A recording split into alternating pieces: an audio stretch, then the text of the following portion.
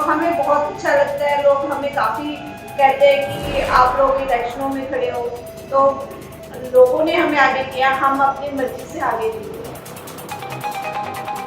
ਅਸੀਂ अपने एरिया एक कम्युनिटी सेंटर बनाइए, एक डिस्पेंसरी बनाइए, बुजुर्गों बच्चों वास्ते एक पार्क बनाइए। हमारा अपना खुद का फंड है और मेरे mother in law government job पे थे, उनकी डेथ हो गई, उनकी मनी मिली थी हमें, वो सब हमने सोसाइटी में कराई है। पहले से ही लोगों के इतने विकास के काम कर रहे हो। लोग जब हमने वार्ड में आपके गए तो लोग बड़े खुश आपसे, आपको बड़ी दुआएं देते हैं। अगर लोग अपना विश्वास जताएंगे आपको तो और ये काम इसी तरह होते रहेंगे, बस अब तक होने थे जितने हो गए? नहीं, बिल्कुल ये ऐसे ही होएगा। देखो आपको पता है ये बीजेपी और अकालियों ने क्या किया, 21 साल तक कुछ नहीं किया। जब वोटें चाहिए होती थी तब तो पब्लिक के पास आते थे।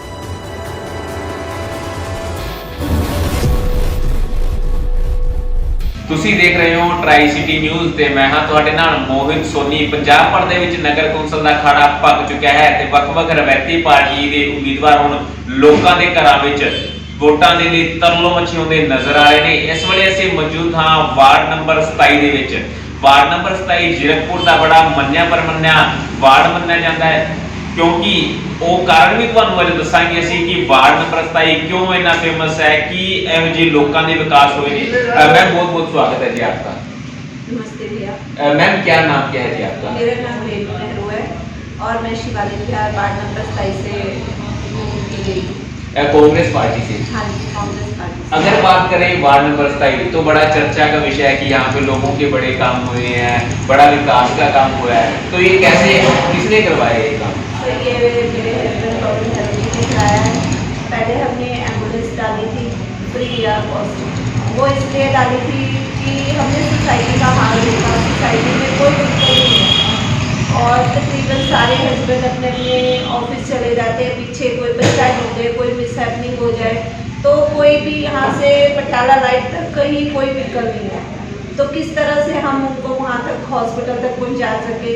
तो पवन नेहरू जी के मन में आया कि हम एक एम्बुलेंस डालते हैं, तो शुरू में हमने एक एम्बुलेंस डाली।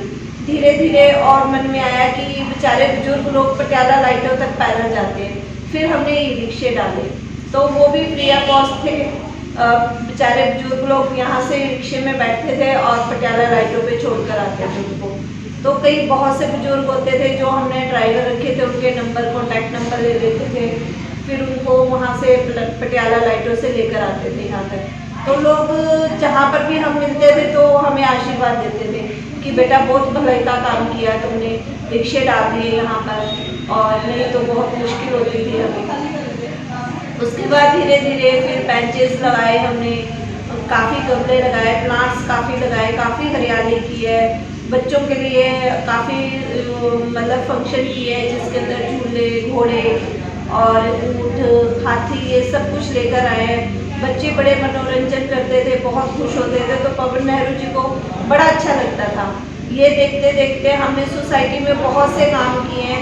हमारे मन में ये नहीं था कि हमने कोई इलेक्शन लड़ने हैं, ये तो सिर्फ एक समाज सेवा के हिसाब से। फिर हमारी एनजीओ थी, एनजीओ के कारण हमने ये सारे काम किए, तो हमें बहुत अच्छा लगता है। लोग हमें काफ़ी कहते हैं कि आप लोग इलेक्शनों में खड़े हो, तो लोगों ने हमें आगे किया, हम अपनी मर्जी से आगे नहीं हुए। आमतौर पर हम देखते हैं कि हम सरकार को टैक्स देते हैं, हमारे टैक्स का पैसा सरकार हमारे विकास के कामों पे लगाने चाहिए सरकार, लेकिन लगाते नहीं है। तो आप ये पैसा कैसे लेके आए? अपना पैसा है या कैसे कोई सरकारी फंड से आपने करवाया? नहीं सर, ये कोई सरकारी फंड से कोई पैसा नहीं है, ये हमारा अपना खुद का फंड है। और मेरे mother in law government job पे थे, उनकी डेथ हो गई, उनकी मनी मिली थी हमें, वो सब हमने सोसाइटी में कराई है। और मेरे फादर इन लॉ बैंक से रिटायर है, उनका भी काफ़ी फंड था, तो हेल्थ थे वो, आप समझ सकते हो कि उनको भी कितना फंड मिला हो। ये सारा फंड उन्हीं का ही था जो आज हमने सोसाइटी पे लगाया। जो मेरे मदर इन लॉ थे वो एक टीचर थे, उनको पता है कि समाज में किस तरह से रहना है, किस तरह से वो, उन्होंने हमें अच्छे से गाइड किया है। आज उन्हीं की बदौलत हम इस उस पे आए हैं। तो आज मेरी मदर इन लॉ दुनिया में नहीं है, पर वो कहीं पर भी होंगे, उनको खुशी मिल रही होगी कि आज मेरे बच्चों ने मेरा नाम ऊंचा कर दिया है। तो हम बस उसी उससे चले गए हैं, आगे भी हम वो काम करेंगे। हमने कोई फंड नहीं लिया, कोई कुछ नहीं लिया। तो आप पहले से ही लोगों के इतने विकास के काम कर रहे हो। लोग जब हमने वार्ड में आपके गए तो लोग बड़े खुश आपसे, आपको बड़ी दुआएं देते हैं।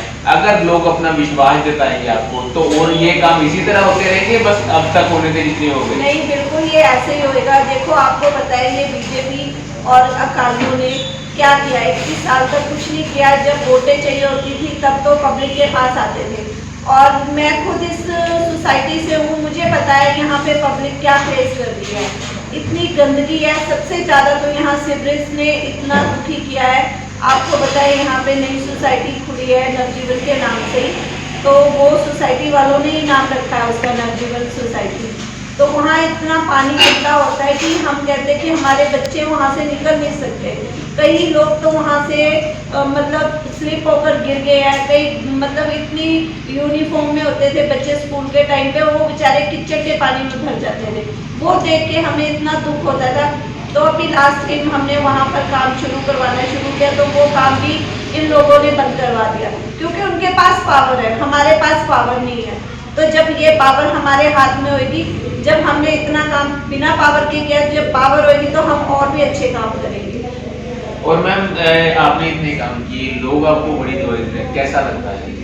बहुत अच्छा लगता है जब लोग हमें आके कहते हैं कि रेणु जी आपने बहुत अच्छा किया, पवन जी ने इतने अच्छे काम किए हैं, तो बहुत खुशी होती है हमें ये सुनकर। जैसे वो ये लोग बोलते हैं ये बातें, तो हमें और ज़्यादा खुशी होती है, हमारा मन करता है कि हम और ज़्यादा काम करें। तो अगर बात करें आपके वार्ड की, अगर लोग आपको अपना कीमती मत देकर विजयी बनाते हैं, तो और कौन से प्रोजेक्ट है जो वार्ड निवासियों के लिए लेके आओगे? नई खुशखबरी क्या दोगे अपने वार्ड निवासियों को? सबसे पहले तो मैं यहाँ पर ये जो अपना नवजीवन सोसाइटी के पास प्रॉब्लम है पानी की, सबसे पहले मैं वही दूर करूँगी। उसके बाद हम यहाँ पर स्कूल खुलवाएंगे। जो ये बेचारे छोटी झोपड़ियों वाले बच्चे गरीब इधर उधर भटकते हैं, वो स्कूल में पढ़ेंगे। और हॉस्पिटल लेकर आएंगे यहाँ पर। हॉस्पिटल नहीं है यहाँ पे, और लेडीज़ों के लिए सिलाई सेंटर खुलाएंगे, और बहुत काम करने को काफ़ी काम है जो मन में सोच रखे हमने। और कैमरे लगवाएंगे जिससे कि सारी बहनें भाई मेरे सुरक्षित रहे, बच्चे सुरक्षित रहे। कितनी किडनैपिंग होती है, बच्चे गायब हो जाते हैं यहाँ से कम उनको सेफ्टी मिलेगी। काफ़ी गेट वगैरह लगवाने हैं हमने, जहाँ पे गेट नहीं है वहाँ गेट भी लगवाएंगे। ये सारे काम हम शुरुआत कर देंगे। आमतौर पर देखा जाता है कि जब इलेक्शन के टाइम आते हैं तभी काम होते हैं, लेकिन आप तो लगातार 7 सालों से काम कर रहे हो, तो कभी सोचा था कि राजनीति में आना है या नहीं सोचा? नहीं, ये हमने कभी नहीं सोचा था। सिर्फ हम एक समाज सेवा करते आ रहे थे। ये तो पब्लिक ने हमें बोला है कि नहीं आप इलेक्शन लड़ो।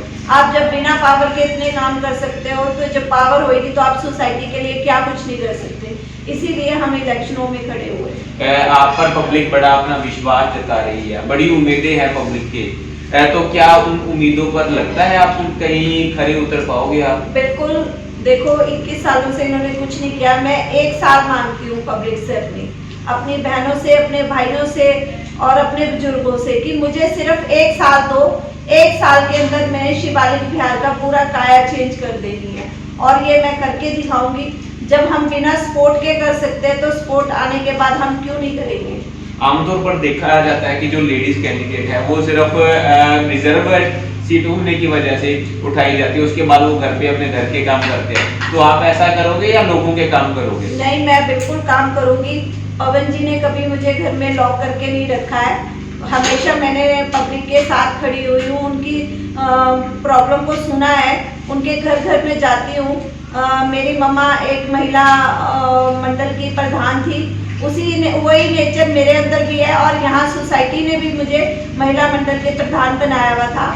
तो मैं सुनती हूँ हर एक लेडीज़ की, हर एक उसकी बात मैं सुनती हूँ।